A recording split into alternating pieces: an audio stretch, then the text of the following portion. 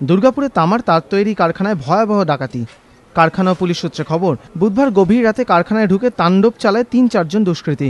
কারখানার ৩ কর্মীকে বেধড়ক মারধর করে সর্বস্ব নিয়ে চম্পট দেয় তারা। কর্মীদের লোহার রড দিয়ে মেরে একটি ঘরে বেঁধে রাখে দুষ্কৃতীরা। তারপর তামার তার যন্ত্রাংশ সহ লক্ষাধিক টাকার জিনিস গাড়িতে চাপিয়ে চম্পট দেয় তারা। আহত অবস্থায় আক্রান্ত কর্মীদের হাসপাতালে ভর্তি করা হয়েছে। रात में 1 बजे करीब में आया और उसके बाद में हम लोग 2 आदमी बाहर सोए थे, 1 आदमी अंदर सोया था। पहले अंदर वाला के पास गया, पहले उसको मारा, वो आवाज़ दिया, उसके बाद में हम लोग के पास आया। किससे मारा? किससे? पाइप से मारा। कितना आदमी आया था वो लोग? करीब 15-20 आदमी था।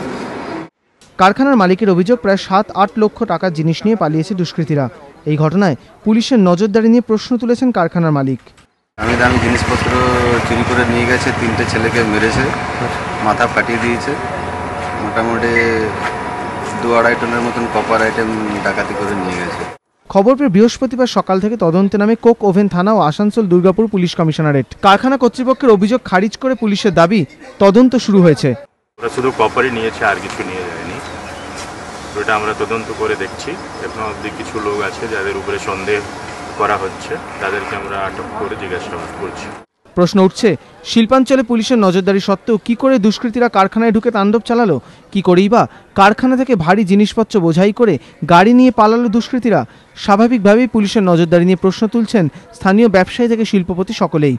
মনোজ বন্দ্যোপাধ্যায়, এবিপি আনন্দ, দুর্গাপুর।